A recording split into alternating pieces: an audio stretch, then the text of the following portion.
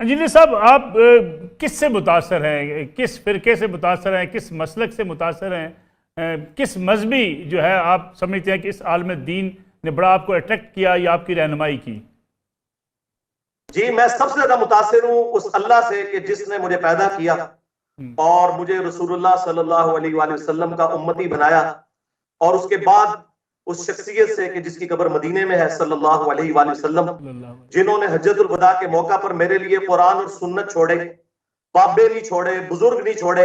حالانکہ ان کے پاس وہ بزرگ اور بابے تھے جو چھوڑے بھی جا سکتے تھے، لیکن رسول اللہ کو پتا تھا کہ میری وفات کے بعد بالآخر انہوں نے بھی فوت ہو جانا ہے۔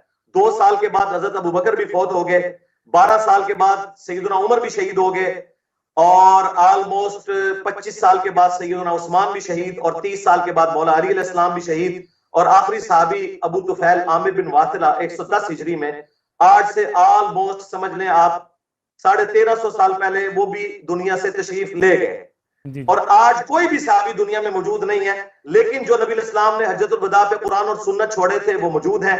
غدیر خون پہ قرآن اور اہل بیت کی بات کی تھی وہ موجود ہے۔ تو میں تو ان سے امپریس ہوں۔ بسم اللہ الرحمن الرحیم۔ Engineer Muhammad Ali Mirza you turn کا ماسٹر ہے۔ ایک ہی بیان کے اندر ایک جگہ پہ کچھ کہا جاتا ہے، دوسری جگہ پہ کچھ کہا جاتا ہے۔ پچھلے مہینے بیان کچھ اور تھا اور اگلے مہینے بیان کچھ اور دے دیتا ہے، بلکہ 1 منٹ کے اندر، صرف 1 منٹ کے اندر، منٹ کے شروع میں بات اور کر رہا ہوتا ہے اور اسی منٹ کے آخر میں بات کچھ اور کر رہا ہوتا ہے۔ نیوز کے اینکر نصر اللہ ملک صاحب نے انجینئر محمد علی مرزا سے انٹرویو لیا اور سوال یہ کیا کہ مرزا صاحب یہ بتائیں کہ آپ کن سے متاثر ہیں؟ تو مرزا نے جواب یہ دیا کہ میں سب سے پہلے اللہ تعالیٰ سے متاثر ہوں، اور اللہ تعالیٰ کے بعد نبی صلی اللہ علیہ وآلہ وسلم سے متاثر ہوں۔ نبی صلی اللہ علیہ وآلہ وسلم سے متاثر ہوں جنہوں نے ہمارے لیے حجت الوداع کے موقع پہ قرآن اور سنت کو چھوڑا ہے۔ نبی صلی اللہ علیہ وسلم نے قرآن اور بابوں کو نہیں چھوڑا، اپنی امت کے لیے نبی علیہ الصلوۃ والسلام نے قرآن اور سنت کو چھوڑا۔ حالانکہ نبی علیہ الصلوۃ والسلام کے پاس کہتا ہے ایسے بابے تھے جن کو چھوڑا بھی جا سکتا تھا، یعنی صحابہ کرام حضور کے پاس موجود تھے جن کو چھوڑا جا سکتا تھا، لیکن نبی علیہ الصلوۃ والسلام نے ان کو نہیں چھوڑا کیونکہ انہوں نے بھی فوت ہو جانا تھا۔ یہ ایک بیان ہے کہ صحابہ کو اس لیے نہیں چھوڑا کہ کیونکہ صحابہ نے فوت ہو جانا تھا، اس لیے نبی علیہ الصلوۃ والسلام نے قرآن اور سنت کو چھوڑا حجت الوداع کے موقع پر۔ اور پھر اسی گفتگو کو چلاتے ہوئے آخر میں یہ کہہ دیا کہ نبی صلی اللہ علیہ وآلہ وسلم نے حجت الوداع کے موقع پہ قرآن اور سنت کو چھوڑا، اور نبی علیہ الصلوۃ والسلام نے غدیر خم کے موقع پر قرآن اور اہل بیت کو چھوڑا۔ تو قرآن اور سنت بھی موجود ہیں اور قرآن اور اہل بیت بھی موجود ہیں۔ اب دیکھیے کہ صحابہ کو تو اس لیے نہیں چھوڑا کیونکہ صحابہ نے فوت ہو جانا تھا، اس لیے امت کے لیے نبی علیہ السلام نے قرآن اور سنت کو چھوڑا۔ جنہوں نے حجت الوداع کے موقع پر میرے لیے قرآن اور سنت چھوڑے، بابے نہیں چھوڑے، بزرگ نہیں چھوڑے۔ حالانکہ ان کے پاس وہ بزرگ اور بابے تھے جو چھوڑے بھی جا سکتے تھے، لیکن رسول اللہ کو پتا تھا کہ میری وفات کے بعد بالآخر انہوں نے بھی فوت ہو جانا ہے۔ اور منٹ کے آخر میں یہ کہہ رہا ہے کہ چونکہ صحابہ نے کہتا فوت ہو جانا تھا اس لیے ان کو نہیں چھوڑا، قرآن اور اہل بیت کو چھوڑا۔ قرآن بھی موجود ہے اور اہل بیت بھی موجود ہیں، لیکن جو نبی علیہ السلام نے حجت الوداع پہ قرآن اور سنت چھوڑے تھے وہ موجود ہیں۔ غدیر خون پہ قرآن اور اہل بیت کی بات کی تھی وہ موجود ہے۔ تو اہل بیت موجود ہیں سے کیا مراد ہے؟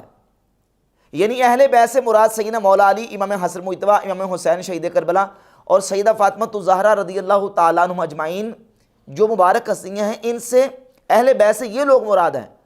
تو کیا کہنا چاہتے ہو کہ صحابہ نے فوت ہو جانا تھا، اہل بیت نے فوت نہیں ہونا تھا؟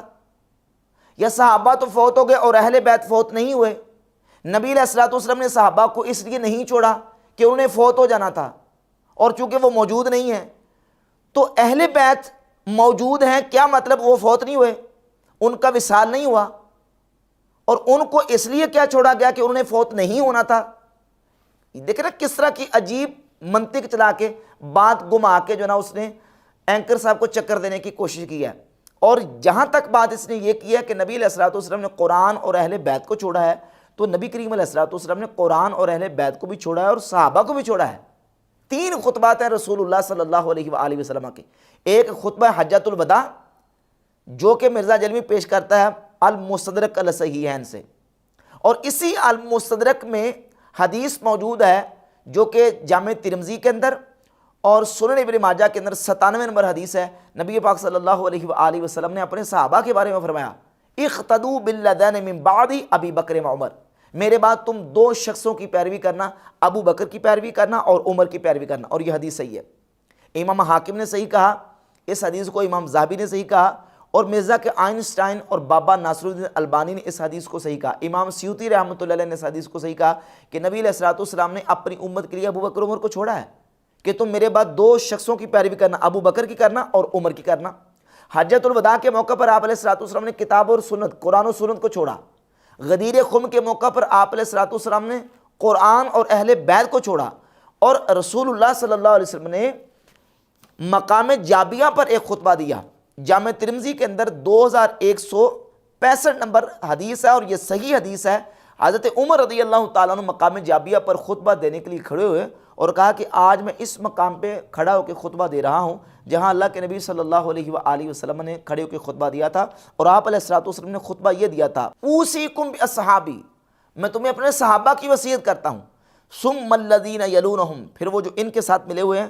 ثم الذین یلونہم، پھر وہ جو ان کے ساتھ ملے ہوئے ہیں. یعنی صحابہ کی، تابعین کی اور اتباع التابعین کی نبی علیہ الصلوۃ والسلام نے وصیت کی ہے. اور اسی حدیث کے اندر علیکم بالجماعت و ایاکم والفرقہ، تم پر جماعت کا ساتھ لازم ہے اور فرقوں سے بچ کے رہنا. مسلمانوں کی بڑی جماعت کے ساتھ تم دامن تھام کے رکھنا اور فرقوں سے بچ جانا. اس حدیث سے یہ واضح ہوا کہ نبی علیہ الصلوۃ والسلام نے اپنے صحابہ کو بھی چھوڑا.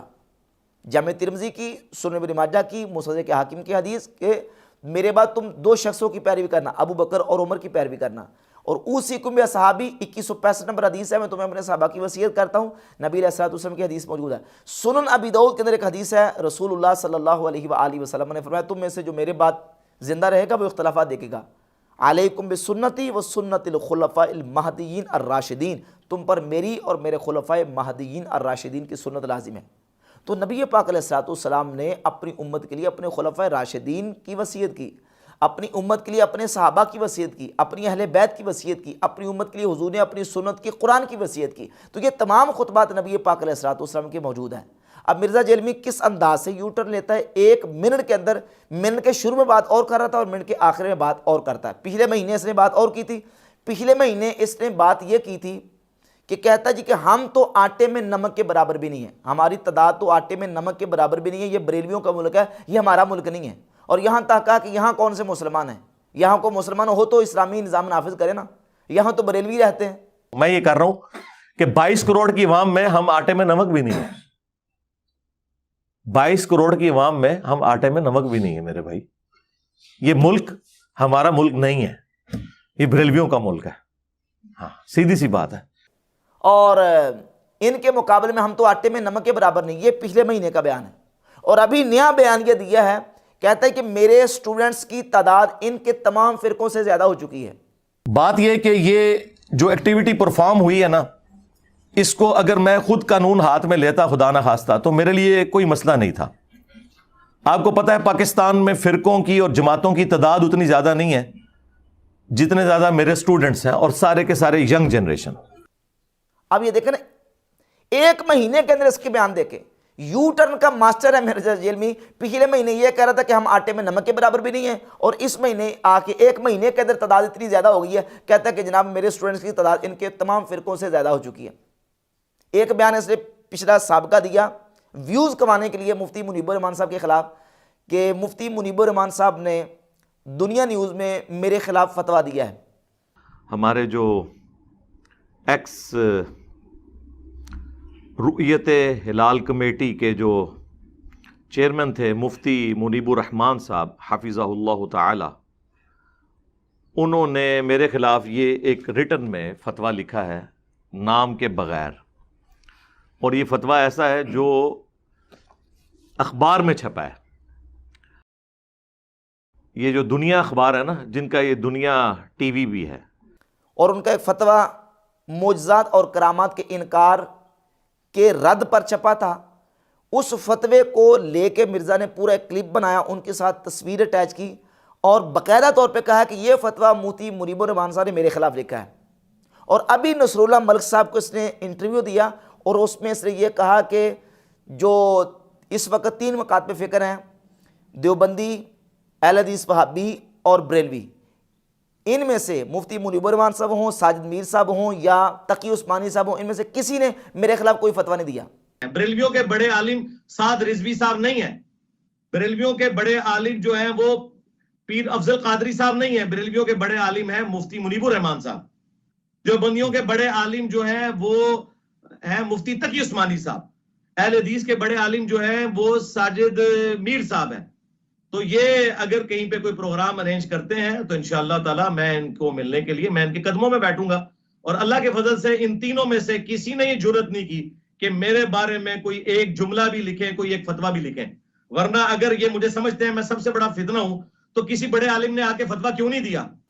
پہلے خود بیان دیا ہے کہ مفتی منیب الرحمان صاحب نے میرے خلاف فتویٰ دیا ہے، اور ابھی نیا بیان یہ دے رہا ہے کہ میرے خلاف ان میں سے کسی نے فتویٰ نہیں دیا۔